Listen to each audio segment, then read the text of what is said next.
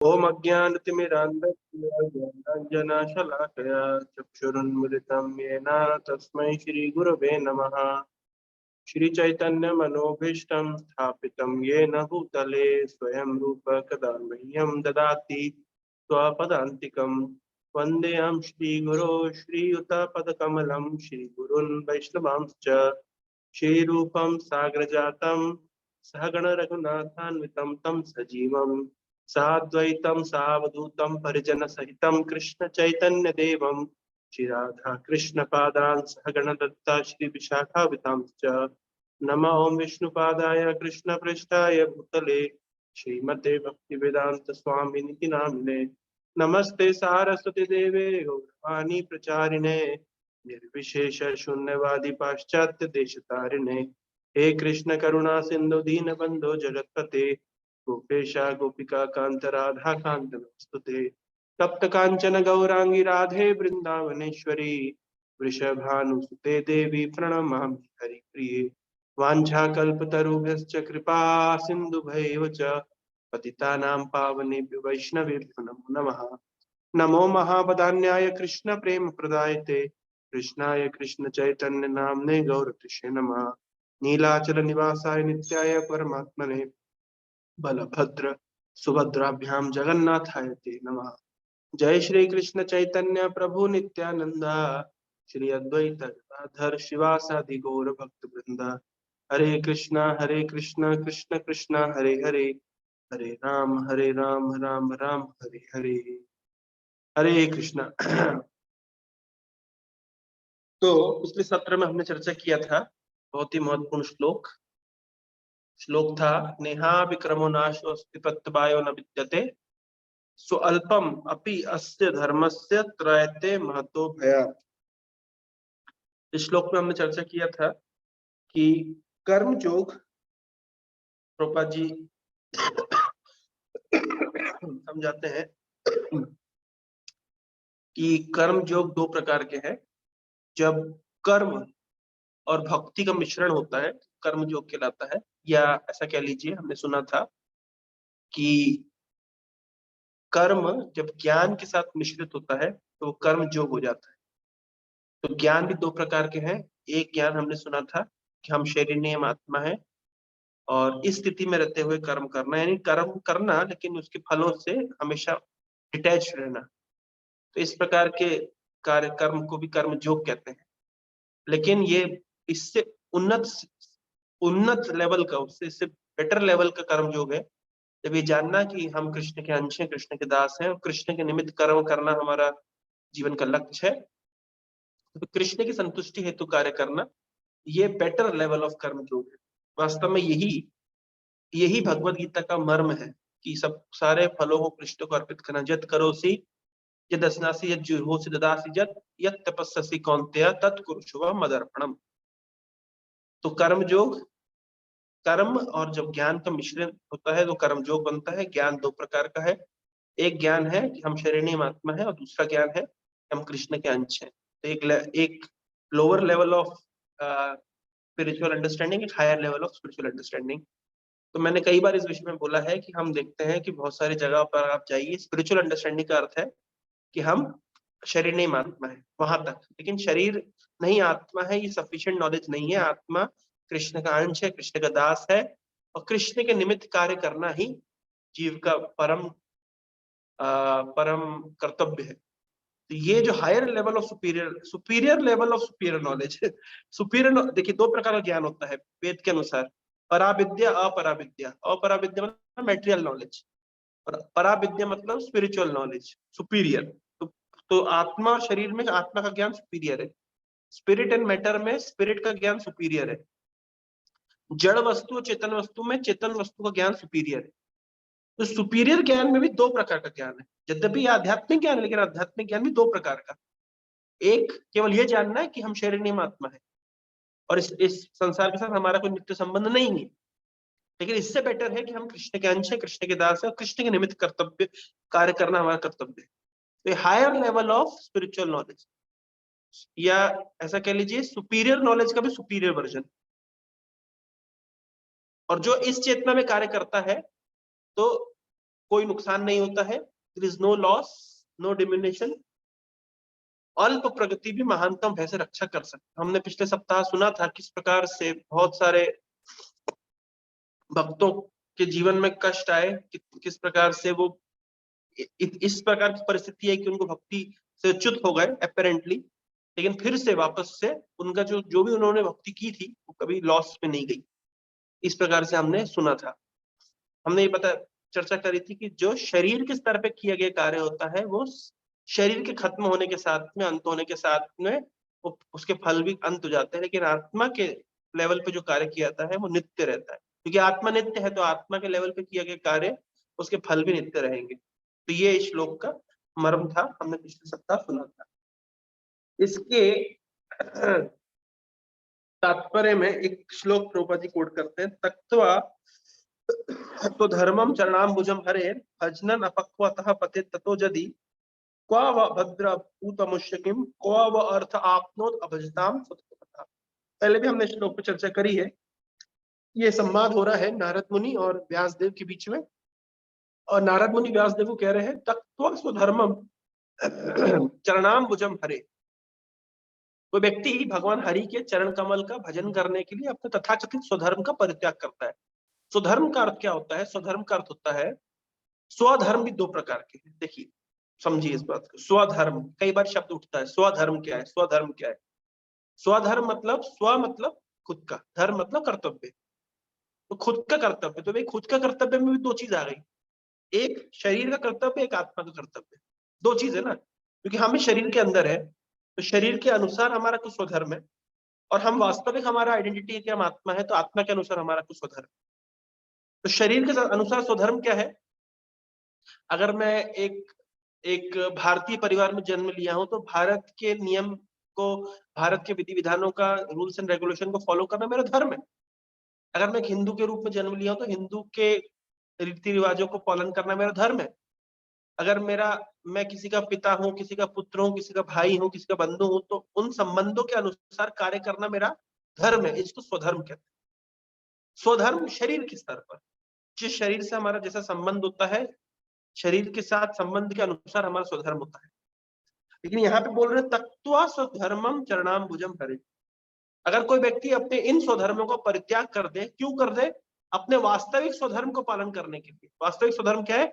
चरणाम्बुजम हरे भजनन, भगवान हरि के भजन करना आत्मा का स्वधर्म है। तो शरीर का स्वधर्म है शरीर के लिए कार्य करना, शरीर का स्वधर्म है देश के लिए कार्य करना, समाज के लिए कार्य करना, परिवार के लिए कार्य करना। ये शरीर का स्वधर्म है। आत्मा का स्वधर्म है कृष्ण के लिए कार्य करना। कोई व्यक्ति अगर आत्मा के स्वधर्म को पालन करने के लिए शरीर के स्वधर्म को त्याग कर दे, तक्त्वा स्वधर्मम चरणाम्बुजम हरे, क्यों त्याग कर दे? भजनन, भजन करने। लेकिन अपक अवस्था में, पका हुआ अवस्था नहीं है और भजन से वो च्युत हो जाए, नीचे गिर जाए, ना कर पाए, तो नारद मुनि कह रहे क्वा भद्र, क्या नुकसान है? कोई व्यक्ति अगर भगवान हरि का भजन करने के लिए अपने शरीर के संबंधित स्वधर्म का परित्याग कर दे तो नुकसान क्या है? और क्वाव अर्थ आपनोत अभजताम स्वधर्म था। कोई व्यक्ति अगर भगवान कृष्ण का भजन ना करे, हरि का भजन ना करे, यानी अपने आत्मिक स्वधर्म का पालन ना करे और केवल शरीर के स्वधर्म का पालन करे, यानी शरीर के कर्तव्यों का निर्वहन करे, बहुत अच्छी तरह से करे, बहुत परफेक्टली करे, लेकिन हरि का भजन ना करे, तो उसमें फायदा भी क्या है? तो दो बात बोल रहे हैं। क्या बोल रहे हैं? पहला बोल रहे हैं कि भगवान हरि का भजन करने के लिए अगर अपने स्वधर्म का परित्याग कर दे लेकिन हरि का भजन ठीक से नहीं हुआ तो नुकसान भी कुछ नहीं है। और कोई व्यक्ति अगर हरि का भजन ना करके अपने स्वधर्म को बहुत अच्छी तरह पालन भी करे तो कोई फायदा भी नहीं है। ऐसा इस श्लोक में बोल रहे हैं। तो कभी कभी लोग प्रश्न पूछते हैं ना कि अरे आपसे भक्ति भी ठीक से नहीं होती है और आपने पारिवारिक या सामाजिक कर्तव्यों का भी निर्वहन नहीं करते, तो भाई बेटर होता, चलो भक्ति नहीं हो रही, कम से कम पारिवारिक कर्तव्य का, सामाजिक कर्तव्य को निर्वहन ठीक से करते तो अच्छा होता था। लोग ऐसा तर्क देते, लेकिन भागवत के अनुसार, व्यासदेव के अनुसार, नारद मुनि के अनुसार ये बात ठीक नहीं।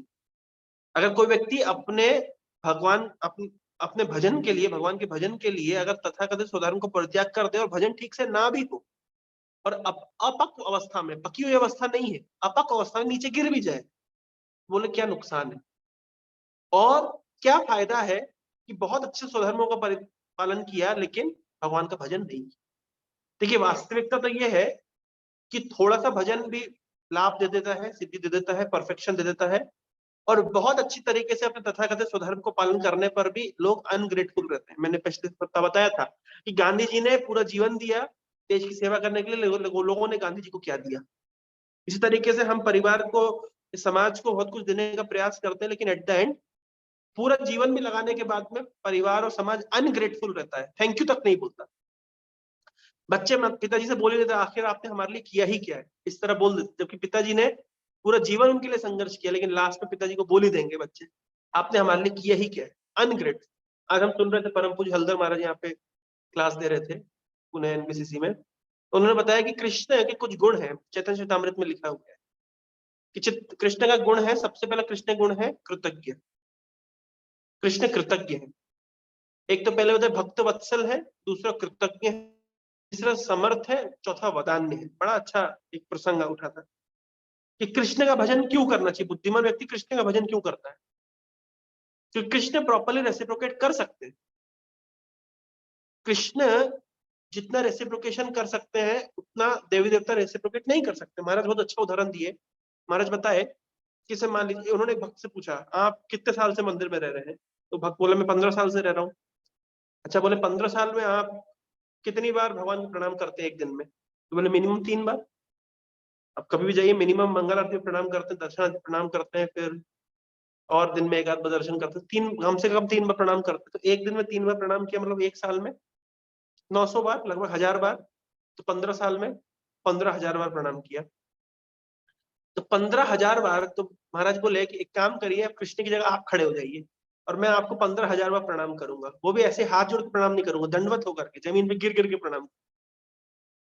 अगर कोई बहुत बड़ा डॉन है, कोई बहुत बड़ा मर्डरर है, कोई बहुत बड़ा माफिया है, उसके सामने भी कोई व्यक्ति अगर 15,000 बार प्रणाम करे, उसका दिल भी पिघल जाता है। ये तो भगवान है। भगवान कैसे अनग्रेटफुल हो सकते हैं, भगवान कैसे भूल सकते हैं। तो सबसे पहली बात है, तो भगवान, तो महाराज बोले बहुत अच्छा उदाहरण देके बोले कि देखिए जब करोड़पति व्यक्ति नहीं देता तो नहीं देता, लेकिन जब देता है तो फिर 1-2 रुपए नहीं देता है, फिर वो लाखों रुपए देता है।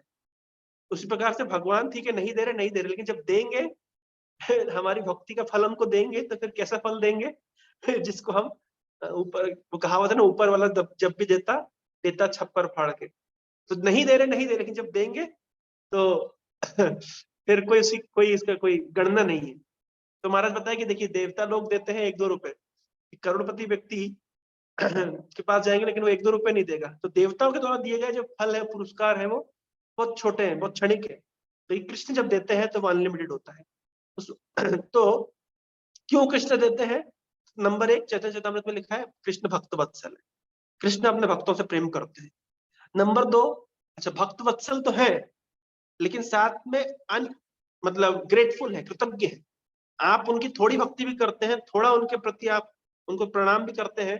पत्रम पुष्पम फलम तोयम यो में भक्त्या प्रयच्छति तदहम भक्ति उपहरितम अस्नामि प्रेतात्मना। थोड़ी भक्ति भी हम करते हैं तो भगवान उसको ग्रेटिट्यूड के साथ एक्सेप्ट करते हैं।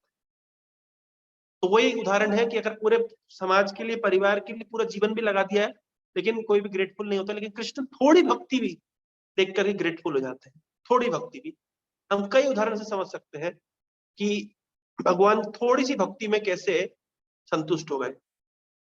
जैसे गजेंद्र ने क्या किया था, गजेंद्र ने एक फूल उठा के भगवान को दे दिया था, तो भगवान कितने ग्रेटफुल हो गए। मतलब गजेंद्र के फूल को स्वीकार करने के लिए भगवान द्वारका से दौड़ते हुए चले। यद्यपि जो गरुड़ है वो लाइट की स्पीड से भी तेज चलता है, मन की गति से भी तेज चलता है, लेकिन कृष्ण कह रहे नहीं नहीं तुम बहुत स्लो चल रहे हो। तो कृष्ण गरुड़ से उतर करके, और ऐसा कहते हैं कि बिना चप्पल पहने दौड़ते हुए गजेंद्र को बचाने के लिए आ गए।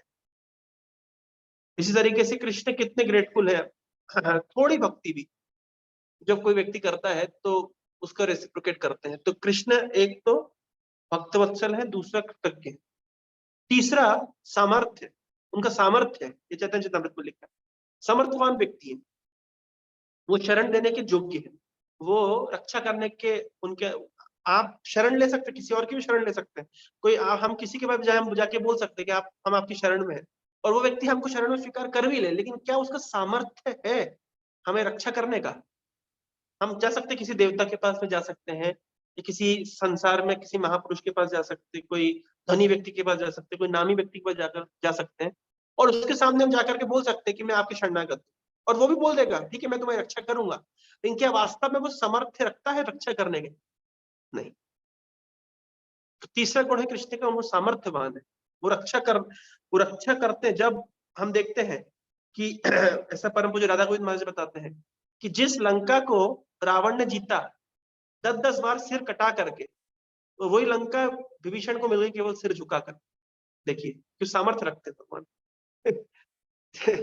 कितना सामर्थ्य है भगवान का कि लंका में युद्ध करने से पहले ही विभीषण को लंकापति बना दिया, राजा बना दिया, सामर्थ्य रखते हैं। तो क्या क्या गुण होगा भगवान के? पहला गुण है उनका भक्त वत्सल है, दूसरा कृतज्ञ है, थोड़ी भक्ति को भी वो पुरस्कृत करते हैं, तीसरा वो सामर्थ्य रखते हैं, और चौथा महावदान्य, वदान्य है, उनका दिल बहुत बड़ा है। कोई व्यक्ति सामर्थ्य रखता है लेकिन उसका दिल बड़ा नहीं होगा तो क्या करेंगे? सामर्थ्य है लेकिन कंजूस है, क्या करेंगे आप? लेकिन नहीं, क्लियर कर, नहीं सामर्थ्य भी रखते हैं और उनका दिल भी बहुत बड़ा है। ये इन गुणों को देख करके एक बुद्धिमान व्यक्ति भगवान कृष्ण की शरण स्वीकार करता है, शरण में जाता है। तो वही यहाँ पे श्लोक में बोल रहे हैं कि अगर कोई व्यक्ति इस प्रकार भगवान कृष्ण की शरण में जाता है, भजन करता है, लेकिन भजन में परिपक्व नहीं हुआ है, लेकिन फिर भी वो और परिपक्व नहीं हुआ है फिर भी, और नीचे गिर गया, तो नुकसान क्या है? और कोई व्यक्ति अपने स्वधर्म को बहुत अच्छे से पालन कर रहा है लेकिन भगवान का भजन नहीं किया, तो लाभ भी क्या है? तो थोड़ी सी की गई भक्ति भी महानतम वैसे रक्षा करती है। इस श्लोक के तात्पर्य में रूपा जी इस बात को लिखी। इसका अगला श्लोक बहुत ही महत्वपूर्ण है। व्यवसायित्मिका बुद्धि रेखेहा कुरुनंदना बहुशाखा अनंत बुद्धियो अव्यवसायी नाम। व्यवसायी बुद्धि, व्यवसायी का मतलब होता है बिजनेस, बिजनेस माइंडेड इंटेलिजेंस। तो भगवान कह रहे हैं व्यवसायित्मिका बुद्धि एकेहा कुरुनंदना, व्यवसायित्मिका बुद्धि, जिसकी बुद्धि व्यवसायिक मतलब फोकस्ड, एकेहा कुरुनंदन, एक जगह है, लेकिन बहुत शाखा अनंत बुद्धि अव्यवसायी नाम, लेकिन जिनकी बुद्धि अव्यवसायी नाम है वो बहुशाखा अनंत। द्रौपदी तात्पर्य उसका ट्रांसलेशन करते हैं, जो इस मार्ग पर चलते हैं वे प्रयोजन में दृढ़ रहते हैं और उनका लक्ष्य भी एक होता है। हे कुरुनंदन, जो दृढ़ प्रतिज्ञ नहीं है उनकी बुद्धि अनेक शाखाओं में विभक्त रहती है। दृढ़ प्रतिज्ञ व्यक्ति की बात, इस मार्ग में चलते हैं, इस कर्म योग के मार्ग में चलते हैं। कर्म योग में भी दो चीजें आ गई, हायर एंड लोअर, लोअर और हायर। तो हायर कर्म योग क्या है? कृष्ण को अर्पित करना। तो जो इस मार्ग पे चलते हैं, जो इस वो अपने प्रयोजन में दृढ़ रहते हैं, दृढ़, और उनका लक्ष्य भी एक ही होता है। हे कुरुनंदन, जो दृढ़ प्रतिज्ञ नहीं है उनकी बुद्धि अनेक शाखाओं में विभक्त रहती है। जैसे तात्पर्य प्रभुपाद जी लिखते हैं, यह दृढ़ श्रद्धा कृष्ण भावनामृत द्वारा मनुष्य जीवन की सर्वोच्च सिद्धि प्राप्त कर सके व्यवसायित्मिका बुद्धि कहलाती है। इस श्लोक के अनुसार व्यवसायित्मिका बुद्धि क्या है? प्रभुपाद जी क्लियर कर दिए। व्यवसायित्मिका बुद्धि का अर्थ है श्रद्धा, दृढ़ श्रद्धा। कृष्ण भावनामृत द्वारा, कृष्ण भक्ति के द्वारा मनुष्य जीवन की सर्वोच्च सिद्धि प्राप्त हो सकती है। इसको कहते हैं फर्म फेथ। ये है दृढ़ श्रद्धा। श्रद्धा शब्द विश्वास का सुदृढ़ निश्चय, कृष्ण भक्ति कैले सर्व कर्म कृत है। कृष्ण भक्ति करने से सब कुछ हो जाता है, ये श्रद्धा, इसको कहते हैं व्यवसायित्मिका बुद्धि, व्यवसायित्मिका फोकस्ड इंटेलिजेंस। और जो इस मार्ग में रहते हैं वो बिल्कुल फोकस्ड रहते हैं, लेकिन जो इस मार्ग में नहीं है, बहुशाखा अनंतस्य बुद्धि अव्यवसायी नाम। अब यहाँ पे एक बहुत बात शब्द आ गई श्रद्धा। श्रद्धा क्या है, इस विषय में मैं विश्लेषण करूंगा, ध्यान से सुनिएगा। श्रद्धा है क्या? आध्यात्मिक ज्ञान प्राप्त करना हो चाहे भौतिक ज्ञान प्राप्त करना हो, दोनों ही केस में श्रद्धा की आवश्यकता। बिना श्रद्धा के ना ही कोई व्यक्ति आध्यात्मिक ज्ञान प्राप्त कर सकता, ना ही भौतिक ज्ञान प्राप्त कर सकता है। फेथ, जैसे कई उदाहरण है। आप हम देखते हैं बच्चा क्लासरूम में जाता है, टीचर बताती है कि बेटा स्ट्रक्चर ऑफ एटम ऐसा होता है, उसमें न्यूक्लियस होता है, उसमें प्रोटॉन्स होते हैं, इलेक्ट्रॉन घूमते हैं आजू बाजू। तो बच्चा तुरंत मैडम से पूछेगा, मैडम आपने देखा है क्या? तो मैडम क्या जवाब देगी? मैडम कहेगी नहीं मैंने नहीं देखा। तो आपने देखा तो हम कैसे मान ले? दिखाओ हमको है तो इस प्रकार से वो और श्रद्धा रखेगा, क्लासरूम में बैठ करके केवल तर्क करेगा, कि कभी वो स्ट्रक्चर ऑफ एटम समझ पाएगा? नहीं समझ पाएगा। टीचर बताएगी डीएनए का स्ट्रक्चर ऐसा होता है, कार्बन डाइऑक्साइड ऐसा होता है, मीथेन ऐसा होता है, वाटर ऐसा होता है, मैडम आपने देखा है क्या? तो इस तरीके से वो हर बात पे क्या करेगा? तर्क करेगा, वो कभी समझ नहीं पाएगा। तर्क अप्रतिष्ठो शुद्धो विभिन्नम। तर्क करके कोई भी ज्ञान, भौतिक ज्ञान नहीं लिया जा सकता, आध्यात्मिक ज्ञान तो बहुत दूर की बात है, तर्क से नहीं आता है। छोटा बच्चा है, क्लासरूम में बैठा है, मैडम ने कुछ बताया, अभी उसको चाहिए कि वो एक्सेप्ट करे, यस मैडम आप जो बता रही ठीक है। फिर एक समय आएगा जब उसके बुद्धि और विवेक में प्रगति होगी, तब वो समझ पाएगा, हाँ टीचर ने मुझे ये बात बताई थी, सही है। ये ब्लाइंड फेथ नहीं है, ये प्री रिक्विजिट है। श्रद्धा होना, फेथ होना, ये जैसे हम चलते हैं तो हमें पूरा पूरा श्रद्धा है, पूरा फेथ है कि मैं एक कदम आगे बढ़ाऊंगा तो मैं पाताल में नहीं गिर जाऊंगा। तो वहां जमीन है, ये फेथ है, तब तो चलते हैं। अब देखिए फेथ के साथ कितना हम काम करते हैं। मान लीजिए कोई व्यक्ति है जो नाई की दुकान पे जाता है शेविंग बनवाने के लिए, तो नाई क्या करता है, यहाँ पे बिल्कुल चाकू यहाँ रखता है उस तरह को, उसको कितना फेथ होता है कि गला नहीं काटेगा। देखिए आप चाहे तो मतलब चाहे तो काट भी सकता है, लेकिन भरोसा है नहीं काटेगा। आप भी खुद देखिए, आप लोग जब बस में ट्रेवल करते हैं तो आप में से कितने लोगों ने बस वाले का, ड्राइवर का लाइसेंस बोला, दिखाओ मुझे लाइसेंस तब हम बैठेंगे पैसे, कभी किसने किया नहीं। हमें पूरा भरोसा है नहीं सही जाएगा। जब भी कितनी बार होता है कि बस का एक्सीडेंट हो जाता है, लोग मर जाते हैं, लेकिन फिर भी हम कितनी श्रद्धा के साथ में बस पे जाके बैठ जाते हैं। बिना श्रद्धा के हम सांस नहीं ले सकते। अच्छा आप देखिए, सांस लीजिए, ऑक्सीजन ही अंदर जाएगी, क्या गारंटी है। भोपाल में एक ट्रेजेडी हुई थी, मिथाइल आइसोसाइनाइड गैस ट्रेजेडी। तो उस समय तो सांस में तो मिथाइल आइसोसाइनाइड नाक के अंदर चली गई। उन लोग भी कितना श्रद्धा के साथ में सांस लिए थे कि ऑक्सीजन जाएगा, लेकिन नहीं, जहरीली गैस लेके मर गए। तो अच्छा वो मर गए तो क्या हमने भी सांस लेना छोड़ दिया। वो लोग मर गए तो क्या हम सांस नहीं ले रहे। हम तो कितनी श्रद्धा के साथ सांस ले रहे हैं। क्यों, हमें भरोसा है ऑक्सीजन ही अंदर जाएगा। अब देखिए बिना श्रद्धा के हम सांस भी नहीं ले सकते, चल भी नहीं सकते। भोजन करेंगे, श्रद्धा है इसके अंदर जहर नहीं मिला है, हो सकता है मिला भी है एक आध केस, मीरा को जहर नहीं दिया था किसी ने, लेकिन नहीं हमको भरोसा है इस खाने में जहर नहीं है। तो बिना श्रद्धा के ना हम भोजन कर सकते हैं, बिना श्रद्धा के ना हम चल सकते हैं, बिना श्रद्धा के ना हम सो सकते हैं। अब सोएंगे, आपको श्रद्धा है, भरोसा है कि चोर नहीं आएगा, लेकिन चोर आते हैं। लेकिन आप हर समय ये सोचेंगे चोर आएगा तो आप सो नहीं पाएंगे। श्रद्धा के बिना हम सो नहीं सकते हैं, हम चल नहीं सकते हैं, हम खा नहीं सकते हैं, हम सांस नहीं ले सकते। तो फिर आध्यात्मिक ज्ञान समझना श्रद्धा के बिना कैसे संभव है। तो श्रद्धा एक प्री रिक्विजिट है। लेकिन ये श्रद्धा किस तरह काम करती है कि पहले हम श्रद्धा रखते हैं, फिर हम उस ज्ञान को प्राप्त करते हैं, फिर वेरिफिकेशन होता है। जब वेरिफिकेशन होता है तो श्रद्धा और बढ़ती है। एक माला जब की, उसका कुछ बेनिफिट हमको प्राप्त हुए, हमारी श्रद्धा में विकास हुआ, हम 2 माला शुरू कर, थोड़ा और श्रद्धा बढ़ी और विकास हुआ हमारा, तो फिर उसके बाद हम 2 से 4 माला करते हैं। ऐसा करते करते हम 16 माला पे आ जाते हैं। फिर इस तरीके से हम भक्ति कंटिन्यू करते हैं। कुछ श्रद्धा ये करने से विकसित होती है, पहले करना पड़ता है कार्य को। अगर पहले दिन बोल देंगे क्या फायदा माला करने से, कृष्ण दर्शन होगा, पहले कराओ दर्शन तब माला लो, ऐसा नहीं होता। हम श्रद्धा रखते हैं, साइंस ऑफ फेथ। आप देखिए लोग, जो वैज्ञानिक लोग कहते हैं, जो तर्क करते हैं कि आध्यात्मिक विषय वस्तु पे उनको फेथ नहीं है, ऐसा उनका कहना है, लेकिन वो कितनी चीज में फेथ रखें।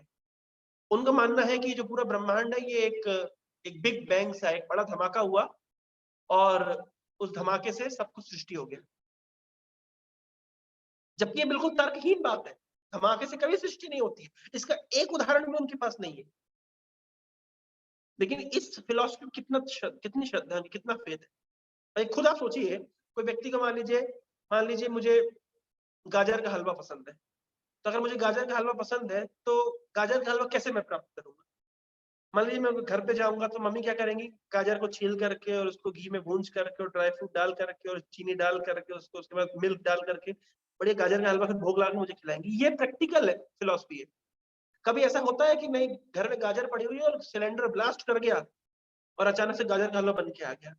देखिए आप, वैज्ञानिक लोग जिस जिस फिलॉसफी के ऊपर फेथ रखते हैं, तर्क करते हैं कि हमको इस फिलॉसफी फेथ है, वो बिल्कुल यूजलेस फिलॉसफी है, तर्कहीन फिलॉसफी है, फिर भी उनकी कितनी श्रद्धा है। और हमारी फिलॉसफी कितनी प्रैक्टिकल है, कितनी लॉजिकल है, फिर उसके बाद वो कमेंट करते हैं हम कैसे मान लें।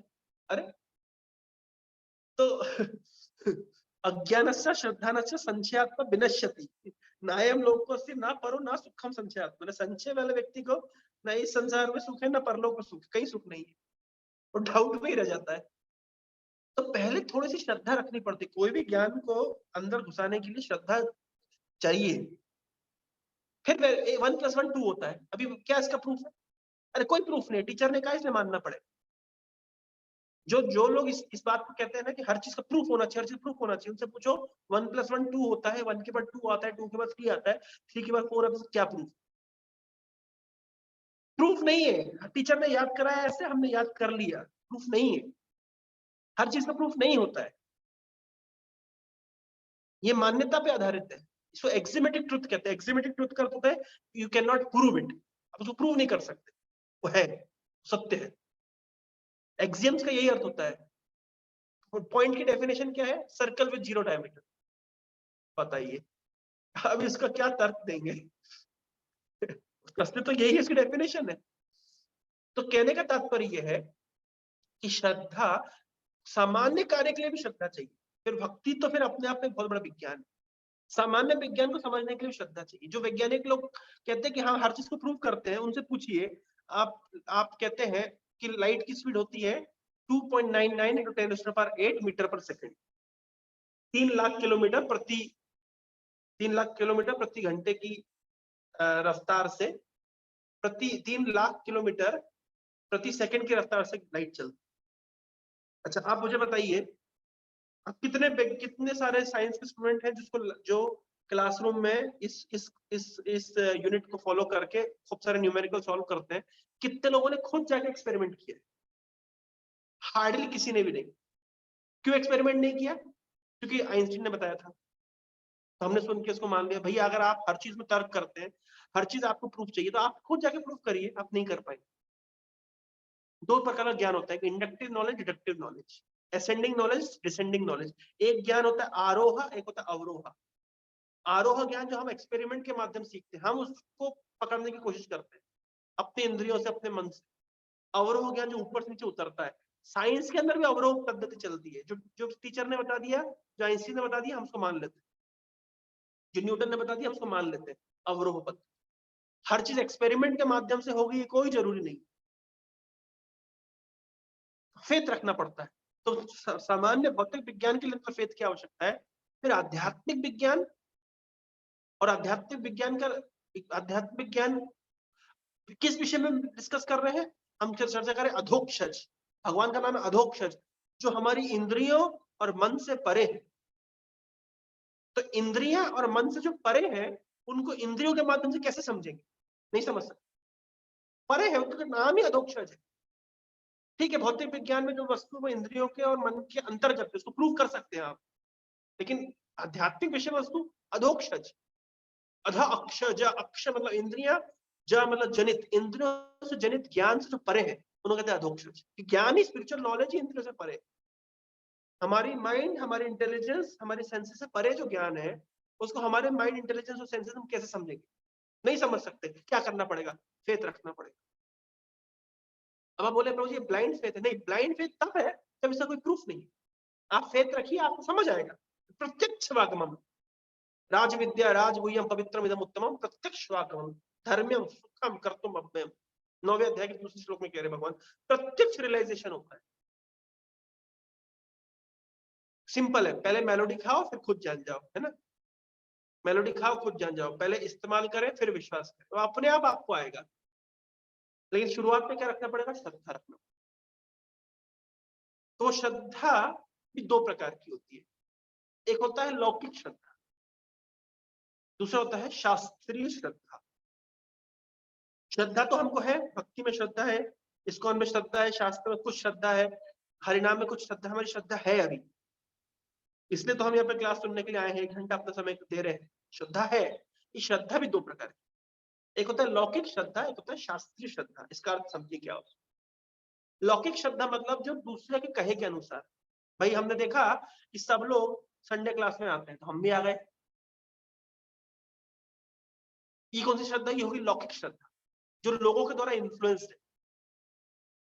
हम मायापुर गए, सब तिलक लगाया हुआ था, सबने धोती कुर्ता पहना था, हमने भी धोती कुर्ता खरीद लिया, तिलक लगा लिया, माला खरीद ली, सबको देख करके हमने किया, ये क्या है? लौकिक श्रद्धा।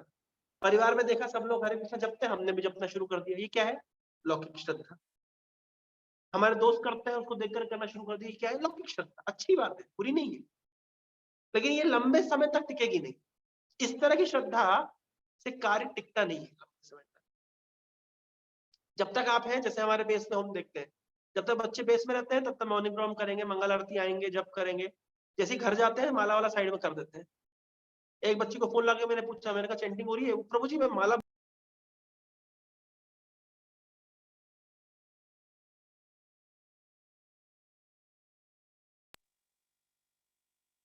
मैंने पूछा आप चैंटिंग हो रही है? बोले प्रभु जी मैं माला भूल के आ गया हूँ बेस में। मैंने कहा फिर? बोले मैं प्रभु जी 20 दिन के बाद जाऊंगा ना, तब मैं माला ले लूंगा, तब करूंगा। इसका अर्थ क्या है? इसका अर्थ है कि वो बेस के इन्फ्लुएंस वहां माला सब लोग करते हैं, वहां कर लेंगे। लौकिक श्रद्धा। लौकिक श्रद्धा का अर्थ होता है अभी तक कमिटमेंट नहीं आया है। करते क्यों है? क्योंकि फोर्स किया जा रहा है, बेस में नहीं करेंगे तो भगा देंगे हमको, इसे कहते हैं लौकिक श्रद्धा। मंगल आरती क्यों करना है? क्योंकि सब करते इसलिए करना है, लौकिक श्रद्धा। जब क्यों करना है? सब कर रहे हैं इसलिए करना पड़ेगा, कहा है प्रभु जी ने, करना पड़ेगा, नियम बना इसलिए करना पड़ेगा, लौकिक श्रद्धा इसको कहते हैं। शास्त्रीय श्रद्धा किसको कहते हैं? दूसरी प्रकार की श्रद्धा है शास्त्रीय श्रद्धा। शास्त्र पे श्रद्धा आ गई है कि नहीं, ये करने से मेरा आध्यात्मिक कल्याण होगा, ये जरूरी है, ये मेरा मेरा कर्तव्य है, ये यही मेरा धर्म है, यही मेरे लिए भोजन है, मेरी आत्मा के लिए यही वास्तविक पोषण है। जब व्यक्ति शास्त्र के आधार पर समझ जाता है कृष्ण भक्ति करने से सब कुछ हो जाता है, कृष्ण भक्ति के लिए ही मनुष्य जीवन है, बाकी सब चीजें निरर्थक है, तो उसको कहते हैं शास्त्रीय श्रद्धा। तो दो प्रकार की श्रद्धा में यहाँ पे क्या बोल रहे हैं प्रोपा जी? यह दृढ़ श्रद्धा कृष्ण भावना में द्वारा मनुष्य जीवन की सर्वोच्च सिद्धि प्राप्त हो सकती है, व्यवसायिक बुद्धि के लाभ। शास्त्रीय श्रद्धा, शास्त्रीय श्रद्धा। तो हम अभी तक किस लेवल पे है? हम अभी हैं बहुत, हम लौकिक श्रद्धा। लौकिक श्रद्धा के कई और उदाहरण है, जैसे किसी ने आपको बोल दिया अरे इस्कॉन वाले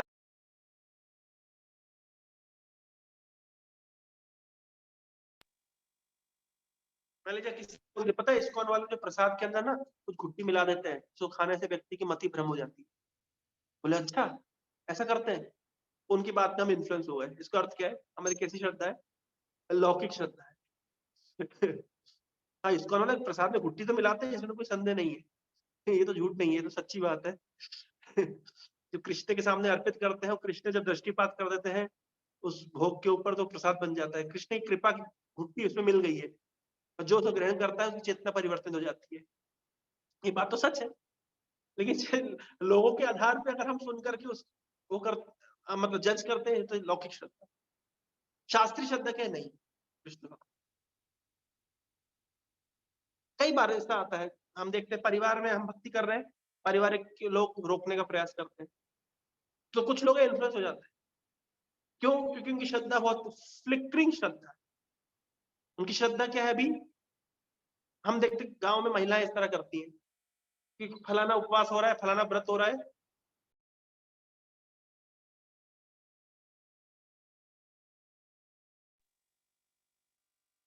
और महिलाएं कर रही है उस व्रत को, तो हम भी करेंगे। तो इसको कहते हैं लौकिक श्रद्धा, दूसरे की श्रद्धा पाना, लेकिन शास्त्र ज्ञान के साथ कार्य करना, जो कहते हैं शास्त्रीय श्रद्धा। फर्म फेथ, इस श्रद्धा की यहाँ पे बात करी। श्रद्धा शब्द विश्वास का सुदृढ़ निश्चय, कृष्ण भक्ति कैले सर्व कर्म कृत। कृष्ण भक्ति करने से सब कुछ हो जाता है। श्रद्धा का अर्थ है किसी अलौकिक वस्तु पर अटूट विश्वास। जब कोई कृष्ण भावनामृत के कार्यों में लगा होता है तो उसे परिवार, मानवता या राष्ट्रीयता से बंध कर कार्य करने की आवश्यकता नहीं होती। अब आप देखिए लोग कितने सेंटिमेंट है, आप उनको बताइए कृष्ण भक्ति का अर्थ होता है कि कृष्ण श्रील भक्ति सिद्धांत सरस्वती ठाकुर एक कोट में कहते हैं कि एक नियोफाइट भक्त, एक नया भक्त जो मंदिर में घंटा बजा रहा है, he is far better than those social servants, those philanthropists, those who are opening thousands and thousands of schools, thousands and thousands of hospitals, thousands and thousands of colleges, universities, etc. ये statement दिया किसने? श्रील भक्ति सिद्धांत सरस्वती ठाकुर। क्या statement दिया कि जो एक नया भक्त है, एडवांस नहीं, नया भक्त है, मंदिर में घंटी बजा रहा है, he is far better than those spiritual, those social servants या those philanthropists, those who are opening thousands and thousands of schools and hospitals। ये स्टेटमेंट सुन के आपको कैसा लगेगा? ये सुन के क्या लगेगा? अरे इस्कॉन वालों की फिलोसफी, बाप रे बाप, क्या बेवकूफ वाली फिलोसफी। सामान्य जनता क्या बोलती है? मानव सेवा ही माधव सेवा है। वास्तव में जो स्कूल हॉस्पिटल खुलता है वही बहुत बड़ा समाज का कार्य कर रहा है। मंदिर में घंटा बजाने से क्या होगा? लोग इस तरह जब पूछते हैं, मंदिर में घंटा बजाने से क्या करना है? तो समाज की सेवा करो। लेकिन श्रील भक्ति सिद्धांत सरस्वती ठाकुर ऐसा स्टेटमेंट दे रहे हैं, वो स्टेटमेंट कोई नया व्यक्ति सुनेगा, क्या हालत होगी उसकी? पर यह स्टेटमेंट शास्त्र पर आधारित है। कृष्ण भक्ति कहले सर्व कर्म कृत है। कैसे आधारित है वो हम समझ सकते हैं, वो दैट इज अनदर टॉपिक। लेकिन कितनी बड़ी बात बोल रहे हैं, आप इमेजिन कर सकते हैं? इस बात को आप रिपीट कर पाएंगे आपके फ्रेंड्स के सामने, कॉलेज में जाकर के, या रिलेटिव्स के सामने, पेरेंट्स के सामने बोल पाएंगे कि जो मंदिर में घंटा बजाता है is far better than those are opening thousands of schools and hospitals? किसने बोला? भक्ति सिद्धांत ठाकुर ने। किस आधार पे? शास्त्र। ये लिख रहे हैं ना, प्रभुपाद जी लिख रहे हैं, बोल रहे हैं यहाँ पे। जब कोई कृष्ण भावनामृत के कार्यों में लगा होता है, उसे परिवार, मानवता या राष्ट्रीयता से बंद करके कार्य करने की आवश्यकता नहीं होती। चैतन्य महाप्रभु किस उम्र में संन्यास लिए? 24 साल की उम्र में संन्यास लिए। उस समय उनकी 16 साल की एक पत्नी थी और एक 90 साल की बूढ़ी माँ थी, और घर में कोई भी पुरुष नहीं था, और उस समय सब कुछ छोड़ करके संन्यास ले लिए। सामान्य व्यक्ति क्या बोलेगा? सामान्य व्यक्ति इसको देखकर क्या बोलेगा? लेकिन शास्त्र क्या कहता है? कृष्ण रक्षा करेंगे। अनन्यास चिंतयन्तो माम ये जना पर्युपासते तेषाम नित्य अभियुक्तानाम योगक्षेम वहामि अहम। मैं वहन करता हूँ, मैं उनका भार वहन करूंगा। चैतन्य महाप्रभु चले गए तो उनकी पत्नी का, उनकी माँ का भार वहन करेंगे कृष्ण। ये डाइजेस्ट होगा? अब देखिए श्रद्धा किस चीज को कहते हैं, किस किस लेवल की श्रद्धा। व्यवसायित्मिक का बुद्धि का अर्थ समझिए। इस श्लोक में कितनी बड़ी बात चल रही है, चर्चा। क्या कितने लेवल का फेथ होगा ये? उस लेवल के फेथ तक जाना है हम। कृष्ण भक्ति कहले सर्व कर्म कृत है। हमारे भुवनेश्वर का मंदिर बनाया था परम पूज्य गौर गोविंद महाराज, श्रील प्रभुपाद जी के आदेश से। तो गौर गोविंद महाराज गृहस्थ थे, लेकिन एक दिन उनको स्वप्न में आदेश हुआ, गोपाल ने कहा कि तुम घर छोड़ो, संन्यास लो। तो उस समय गौर गोविंद महाराज के छोटे छोटे बच्चे थे। छोटे छोटे बच्चों को छोड़ करके गौर गोविंद महाराज घर से निकल गए, क्योंकि मुझे गोपाल ने आदेश दिया संन्यास लेने। और गौर गोविंद महाराज गए वृंदावन से, पूरा देश घूमे हर जगह गुरु की खोज में उन्हें, लेकिन कोई गुरु नहीं प्राप्त हुआ जिसकी उनकी खोज, जिनकी उनको तलाश थी। वृंदावन पहुंचे, वृंदावन में उनको शिला प्रभुपाद जी का सानिध्य प्राप्त हुआ, शिला प्रभुपाद जी से संपर्क हुआ, और उन्होंने पहली मुलाकात में शिला प्रभुपाद जी को अपने गुरु के रूप में स्वीकार कर। और इस प्रकार से प्रभुपाद जी ने, और प्रभुपाद जी ने भी जब पहली मुलाकात में गौर गोविंद महाराज को कहते हैं, हैव यू टेकन संन्यास? क्या तुमने संन्यास लिया है? गौर गोविंद महाराज उस समय एक साधु का वेश बना चुके थे। तो गौर गोविंद महाराज कहते नो। प्रभुपाद कहते हैं आई विल गिव यू संन्यास। तो देखिए गौर गोविंद महाराज जो मन में सोच के गए थे कि मुझे संन्यास लेना है, प्रभुपाद जी पहली मुलाकात में बोल दिए आई विल गिव यू संन्यास, मैं तुम्हें संन्यास। क्यों? क्योंकि प्रभुपाद गौर गोविंद महाराज कहते हैं कि यह है, यही साक्षात जो हृदय के अंदर परमात्मा का बाहर मैनिफेस्टेशन है, गुरु। वो तुरंत देख के समझ गए कि गौर गोविंद महाराज के मन में क्या चल रहा है। तो गौर गोविंद महाराज समझ गए कि यही वास्तविक गुरु है, जिनकी शरण मुझे लेनी चाहिए। तो गौर गोविंद महाराज उसके बाद संन्यास लिए प्रभुपाद जी से, और भुवनेश्वर आए। भुवनेश्वर में उस समय उन्होंने बहुत परिश्रम करके मंदिर निर्माण का कार्य किया। तो एक बार गौर गोविंद महाराज के बच्चे आए, सबसे बड़ा बेटा आया उनसे मिलने के लिए। तो मिलने के लिए आया तो उन्होंने कहा कि देखिए आप, आपके जो पेंशन का ये है पेपर है, उसको साइन कर दीजिए। पेंशन का पेपर साइन कर दीजिए, कम से कम आप तो चले आए हैं, आपने संन्यास ले लिया है, कम से कम हमको जो पेंशन है वो तो मिलेगी, क्या आप एक गवर्नमेंट जॉब में थे। तो गौर गोविंद महाराज कहते नहीं, मैं अपना कर्मी नाम से, अपने पुराने नाम से साइन नहीं करूंगा। रक्षा करने वाला कृष्ण है, पालन करने वाला कृष्ण है, पोषण, मैं तुम लोगों को कृष्ण के भरोसे छोड़ के आया हूँ। इस तरीके क्या हो 5 मिनट। तो इस तरीके से बोला कि मैं तुमको कृष्ण के भरोसे छोड़ करके आया हूँ। तो मैं, और फिर गौर महाराज बताया कि मैं अपने कर्मी नाम से, अपने पुराने नाम से सिग्नेचर नहीं करूँ। तब तब उनके बड़े बेटे बोलते हैं कि अच्छा, आप जब विदेश जाते हैं तो पासपोर्ट में और वीजा में आपको सिग्नेचर की जरूरत पड़ती है, तब तो अपने पुराने नाम को यूज करते हैं। तब गौर महाराज जवाब देते हैं कि मैं माया की सेवा के लिए अपने नाम का यूज नहीं करूँ, कृष्ण, मैं प्रभुपाद की सेवा के लिए, गुरु की सेवा के लिए, कृष्ण की सेवा के लिए कर सकता हूँ। वो कितना लेवल ऑफ कमिटमेंट होगा। वो आ गए और वो सब कुछ इस भरोसे में छोड़ के आ गए, Krishna will take care. Gaurav ने ये बात कही थी कि अगर if Krishna will not take care of my family because I am taking sannyas, मैं संन्यास ले रहा हूँ कृष्ण के आदेश पर, अगर कृष्ण नहीं टेक केयर करेंगे तो मैं कृष्ण गर्दन पकड़ के उनको I will shook him. Just see the level of faith. श्रद्धा शब्द विश्वास कहे, रुद्र निश्चय कृष्ण भक्ति कहले सर्व कर्म करते। इस श्रद्धा को कहते हैं, प्रभुपाद लिख रहे हैं, व्यवसायित्मिका बुद्धि। इस प्रकार की जब व्यवसायित्मिका बुद्धि थी, एक क्या कुरुनंदन फोकस, ये बहुशाखा अनंतस्य बुद्धि अव्यवसायी नाम, जिसकी बुद्धि अव्यवसायी होती है वो बहुत बहुत शाखाओं में विभक्त होती है। हरे कृष्णा। तो इस श्लोक में नेक्स्ट क्लास भी हम कंटिन्यू करेंगे। इसमें और भी एक बहुत महत्वपूर्ण चीज सीखने की है। श्रील विश्वनाथ चक्रवर्ती ठाकुर इस श्लोक के ऊपर कमेंट्री दिए, जिस कमेंट्री को पढ़ने के बाद श्रील प्रभुपाद जी का जीवन परिवर्तित हुआ। तो प्रभुपाद जी जब इस श्लोक को पढ़े तो किस प्रकार से उनका जीवन परिवर्तित हुआ, ये हम अगले सप्ताह सुनेंगे। हरे कृष्णा कृष्ण कृष्ण हरे हरे, हरे राम राम राम हरे हरे। तो अभी आपके मन में किसी को मन में कोई प्रश्न, कोई जिज्ञासा, कोई क्वारी, कोई कमेंट?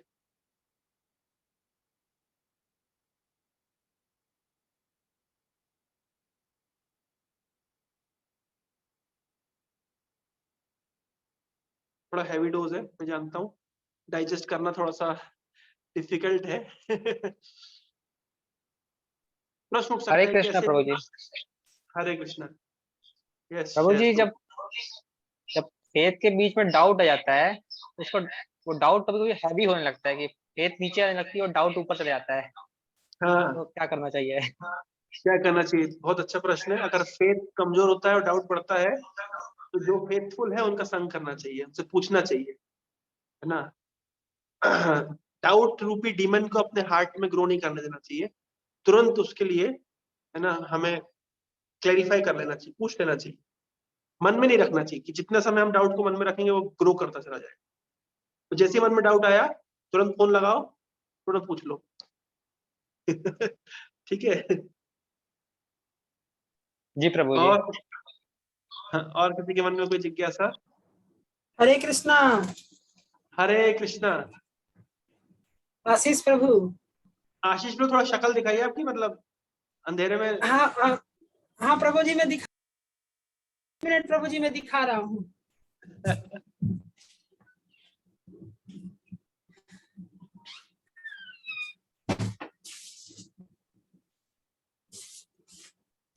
आया प्रभु जी।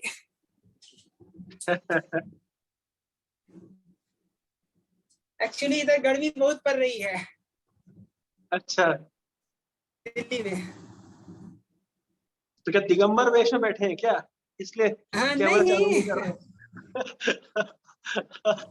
हरे कृष्णा। सॉरी, आपका कभी कभी सेशन छूट जाता है। कल मेरा इंटरव्यू है एनसीईआरटी में। अच्छा, हाँ, तो आप जाइए उसी के एनसीईआरटी रिगार्डिंग। में, थोड़ा वहां पे जाकर के शास्त्र भगवत गीता को इंट्रोड्यूस करिए। हाँ जरूर जरूर जरूर इंट्रोड्यूस करेंगे। वहां पर जो डायरेक्टर है वो भगवत गीता के फेवरेट है, अभी बात हुई है उनसे।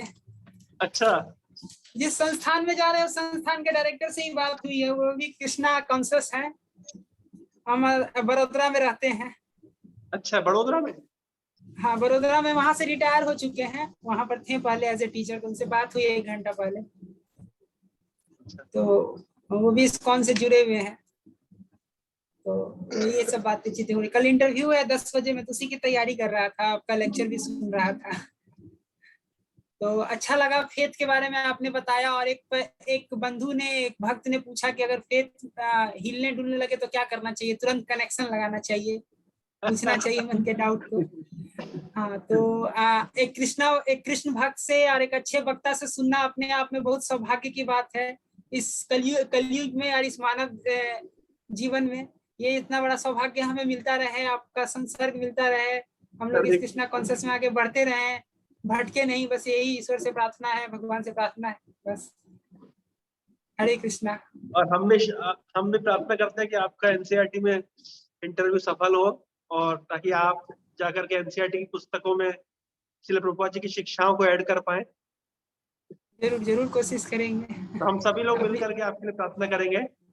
तो सभी भक्तों से अनुरोध है कि आशीष लोग भी प्रार्थना करें कि अगर ये एनसीईआरटी में जाएंगे तो, है ना, भविष्य में एनसीईआरटी जो पढ़ेगा वो सब प्रभुपाद जी की शिक्षाओं को ले पाएगा। क्योंकि एनसीईआरटी की किताबें ही पूरे देश में जाती है। हाँ, बहुत जरूरी है। और एनसीईआरटी को मिला है 2020 के एनसीएफ के हिसाब से अपना करिकुलम तैयार करने के लिए, अगले साल मार्च से पहले वो तैयार हो जाएगा। अच्छा। और नए बुक्स मार्केट में आ जाएंगे पब्लिक में, as per national education policy 2020 के हिसाब से। मुझे नेशनल एजुकेशन पॉलिसी के लिए एक सेमिनार देना है नाइजर में 10 तारीख को। हाँ, तो मेरा नाइजर वहाँ पे भुवनेश्वर। वक्तव्य है जी। अच्छा तो नेशनल एजुकेशन पॉलिसी के लिए मैं बोलूंगा वहाँ पे। तो अच्छा, मैं तो आपसे वहाँ लिंक संपर्क जरूर। करूंगा कि किस पॉइंट को ऐड कर सकते हैं। मैं हाँ, कॉल मैं करूंगा आपको आपको। नेशनल, हाँ थोड़ा मुझसे बात, मेरे पास मटेरियल बहुत सारा है एनईपी 2020 पर। जी जी। तो वो वही मैं उसी के मैं लिए। आपको, आप अपना ईमेल आईडी शेयर कर दीजिएगा, मैं आपको सारे मटेरियल डिस्कशन भी कर लेंगे। हाँ, श्योर श्योर, मैं आपको भेजता हूँ। हाँ। ठीक है, तो बहुत बहुत धन्यवाद। आपको बहुत सारे सिग्निफिकेंट पॉइंट्स मिल जाएंगे। What points you should mention in your lecture, what significant points, और आप प्रभुपाद के लेक्चर से इसको कैसे कनेक्ट कर सकते हो। उसमें वैल्यूज पर भी बात हुई है। और इंडियन एजुकेशन पॉलिसी की सबसे बड़ी बात है कि इसको Indian traditional values and knowledge से जोड़ा गया है, जो कि प्रभुपाद के फिलॉसफी से मिलता जुलता है। तो आप उसको बहुत जोड़ अच्छा। करके वहां कृष्णा कॉन्शियसनेस को बता सकते हैं। आप अपनी बात को, अपने लॉजिकल आर्गुमेंट्स को सबके सामने रख सकते हैं, और आपके लिए वो अच्छा मंच है, क्योंकि वहां के लोग पॉलिसी मेकिंग में हेल्प करते हैं, नाइजर भुवनेश्वर के लोग। ठीक है, मैं आपको संपर्क करूंगा, थोड़ा सा और थोड़ा समझा सकते हैं आप कि इस पे क्या और बोला जा सकता है। अब मैं आपको अच्छे रीडिंग मटेरियल्स और उससे रिलेटेड अच्छे रेफरेंस भी मैं दूंगा, जिसे आप आसानी से पढ़कर डाइजेस्ट करके उससे पॉइंट वाइज लेक्चर तैयार कर सकते हैं। ठीक ठीक, श्योर। एनईपी की डॉक्यूमेंट तो आपको मिनिस्ट्री ऑफ एजुकेशन के वेबसाइट पर मिल जाएगी। उसके अलावा भी उससे संबंधित आर्टिकल्स, जिसे पढ़कर आसानी से समझा जा सके, जाना जा सके, ये आप देख सकते हैं। ठीक है, बहुत बहुत धन्यवाद। हरे कृष्णा। हरे बस आप कृष्णा। अपने लेक्चर का पॉइंट वाइज अगर हो सके, या पीपीटी के माध्यम से, क्योंकि हम जानते हैं आपके पास वक्त नहीं होता है। लेक्चर की रिकॉर्डिंग तो मिल ही जाती है, नो डाउट, या लेकिन लेक्चर की रिकॉर्डिंग की एक कलेक्शन जो है एक जगह पर, क्योंकि कभी कभी छूट जाती है तो सुन तो लेता हूँ, लेकिन फिर कभी कभी होता है आगे पीछे हो जाता है, तो मन करता है दोबारा रिविजिट करें उस लेक्चर को। तो आपकी लेक्चर एक जगह, एक फोल्डर में, यूट्यूब का भी चैनल है ना, तो एक फोल्डर होता है, वो कैसे बनता है मुझे नहीं मालूम, कोई ठीक टेक्निकल है, मैं एक्सपर्ट बता हमारा दे। शुभम प्रभु है, उनको मैं बोल दूंगा, वो पूरा हाँ, ऐसा कि ऑर्गेनाइज कर देंगे। डेट वाइज, मंथ वाइज, उसको कि ओके। कोई भी अगर चाहे तो उसे रिविजिट करके सुन सके, और सुन करके आपको फीडबैक दे सके वहीं पर, या उसका कोई लिंक हो, ऐसा कुछ। ठीक है, थैंक अरे यू। गूगल फॉर्म बना करके हर वीकली फीडबैक या मंथली फीडबैक आप ले सकते हैं, जिससे कि आपका लेक्चर, मैं समझता हूँ कि आपका लेक्चर पिछले 5-6 महीना में और ज्यादा ऑर्गेनाइज हुआ है, और ज्यादा सिस्टमेटिक हुआ और इफेक्टिव हुआ है, जिससे कि और ज्यादा हम आसानी से समझ पा रहे हैं। ये मैंने महसूस किया है। It is thank you. Improving, each week it is improving, each month it is improving. I am trying. आप लोग का वही फीडबैक बहुत जरूरी है एक्चुअली। मैं और भी भक्तों से रिक्वेस्ट करूँ, आप लोग फीडबैक दे सकते हैं, है ना, ओपन फोरम में एक दे सकते गूगल, हैं, पर्सनली दे हाँ, सकते हैं।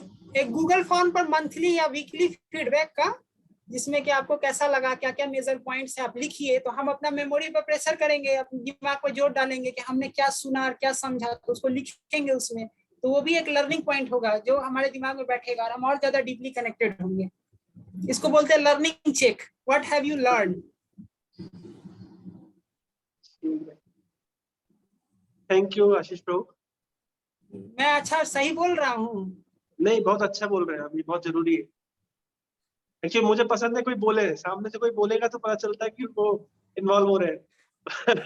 ये अच्छा लगता है।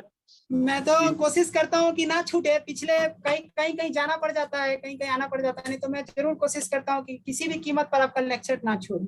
अगर छूट भी जाए तो रिकॉर्डिंग तो सुन ही लेता हूँ। और भी भक्तों को, और भी लोगों को मैं जोड़ना चाहता हूँ इसमें। 12 ही पार्टिसिपेंट हैं, ये 12 के बदले 1200 हो, 20 हो, 50 हो, 100 हो, 200 हो, मैं ये चाहता हूँ। तो इसका जो एक जो है ना, क्या बोलते हैं उसका, एक ब्रोश्योर बना करके, एक इफेक्टिव सा ब्रोश्योर जिसमें गूगल मीट लिंक का भी हो और व्हाट्सएप ग्रुप का भी लिंक हो और डेट और टाइम हो, वीकली होता है, इसका ब्रोश्योर बना करके आप ग्रुप में भेजे तो मैं इसे अपने कांटेक्ट में सर्कुलेट कर दूंगा, तो जिनको जुड़ना होगा वो जुड़ जाएंगे। और इस लेक्चर का क्या पर्पस है ये भी बता देंगे आप। मैं भुवनेश्वर में ही कई लोगों को जानता हूँ, उन लोगों को सर्कुलेट कर दूंगा। और यहाँ पर ऑल ओवर इंडिया की तो बात जो है सो है ही है, उनको तो सर्कुलेट करूंगा। भुवनेश्वर में भी बहुत सारे लोग हैं, जुड़ेंगे। ठीक है, इधर रखते हैं। हरे कृष्णा हरे कृष्णा। मैंने जो सुझाव दिया है उसे ध्यान रखिएगा। जरूर जरूर। हरे कृष्णा कृष्णा कृष्णा हरे हरे, हरे राम हरे श्रील प्रभुपाद की।